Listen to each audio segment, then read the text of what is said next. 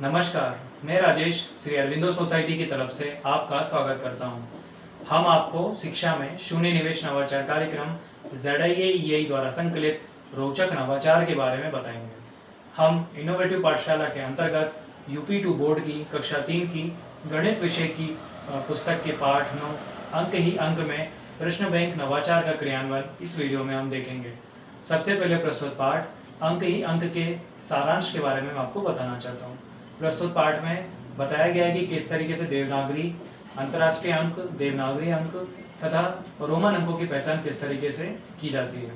आइए हम बात करते हैं नवाचार की नवीनता के बारे में। प्रश्न बैंक की नवीनता की बात की जाए तो छात्र पूरे पाठ को पढ़ने के बाद अपने अधिगम स्तर को बढ़ाते हुए स्वयं से कठिन परिश्रम कर प्रश्नों का निर्माण करते हैं और ऐसे प्रश्नों का निर्माण करते हैं जिससे कि जिनका दोहराव ना हो। आइए हम बात करते हैं नवाचार के क्रियान्वयन के बारे में।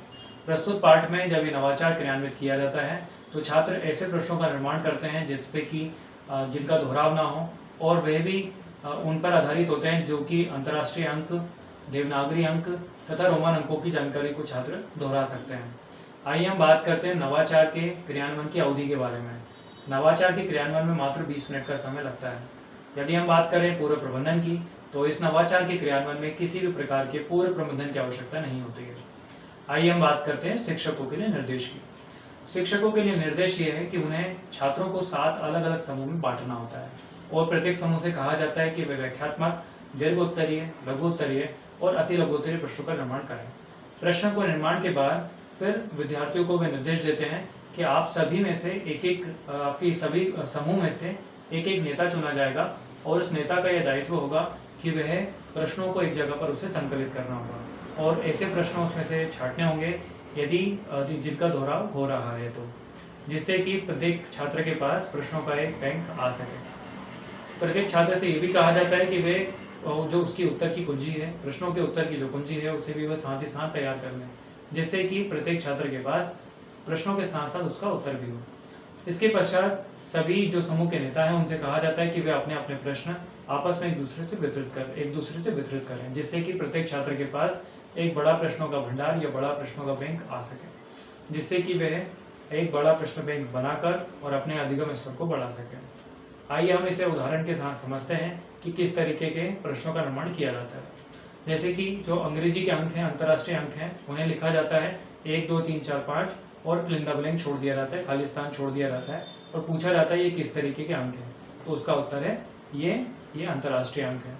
इसी तरीके से जो हिंदी की गिनती है वो लिखने पर 1 2 3 4 लिखा जाता है और फिल इन द ब्लैंक छोड़ दिया जाता है, खाली स्थान छोड़ दिया जाता है, तो वह उनसे समझ में आता है कि ये देवनागरी अंक है। ऐसे ही रोमन में 1 2 3 4 5 लिखकर इस तरीके से जानकारी प्राप्त की जाती है। या फिर अलग अलग जो अंक हैं उनमें अंक लिखे जाते हैं, जैसे कि रोमन में लिख दिया जाता है 8 और पूछा जाता है कि इसे जो अंतर्राष्ट्रीय अंक है उसमें बताइए कि इसे कैसे लिखा जाता है। तो इस तरीके के प्रश्नों का निर्माण भी किया जाता है। आइए हम बात करते हैं नवाचार के क्रियान्वयन से प्राप्त होने वाले प्रतिफल के बारे में। नवाचार के इस क्रियान्वयन से प्रतिफल ये प्राप्त होता है कि 1 से लेकर 9,999 तक की संख्याओं के बारे में छात्रों को जानकारी प्राप्त हो पाती है। वे अपने दैनिक जीवन में इन संख्याओं का उपयोग कर पाते हैं। देवनागरी की अंक, अंतर्राष्ट्रीय अंक और साथ ही साथ रोमन अंकों के को भी समझ पाते हैं और उनका उपयोग भी वे अपने दैनिक जीवन में कर पाते हैं। इसके अतिरिक्त कही हुई कहानियाँ, किस्से, कविताओं को पढ़ते हैं, समझते हैं और अपनी दैनिक जीवन में उन भाषाओं को, शब्दों को जोड़ते हैं। आइए हम बात करते हैं विशेष आवश्यकता वाले छात्रों की। प्रस्तुत पाठ में जब ये नवाचार क्रियान्वित किया जाता है तो जो प्रश्नों का निर्माण किया जाता है, तो जो विशेष आवश्यकता वाले छात्र हैं वे स्वयं से प्रश्नों का निर्माण तो नहीं कर सकते हैं, किंतु जब जो दूसरे छात्र प्रश्नों का निर्माण कर रहे हैं तो वे उन्हें सुन सकते हैं और उसके जो उत्तर बताते हैं वे भी उन्हें सुन सकते हैं, जिससे कि वो कॉन्सेप्ट उन्हें लंबे समय तक याद रह सकता है। यदि हम बात करें कि इसे कब पढ़ाया जाना चाहिए, तो उत्तर प्रदेश के पाठ्यक्रम के अनुसार इसे पाठ को नवंबर माह में ही पढ़ाया जाना चाहिए। प्रस्तुत पाठ अंक ही अंक में आज हमने प्रश्न बैंक नवाचार का क्रियान्वयन समझा। इस पाठ में और भी कई सारे नवाचारों का क्रियान्वयन किया जा सकता है। हम आशा करते हैं नवाचार अपने विद्यालय में आप अवश्य ही क्रियान्वित करेंगे। इस तरीके की कई और दिलचस्प नवाचार हम आपके समक्ष लाते रहेंगे।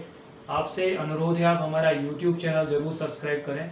यदि इस वीडियो को आप फेसबुक पर देख रहे हैं तो हमारा पेज ZIA जरूर लाइक करें।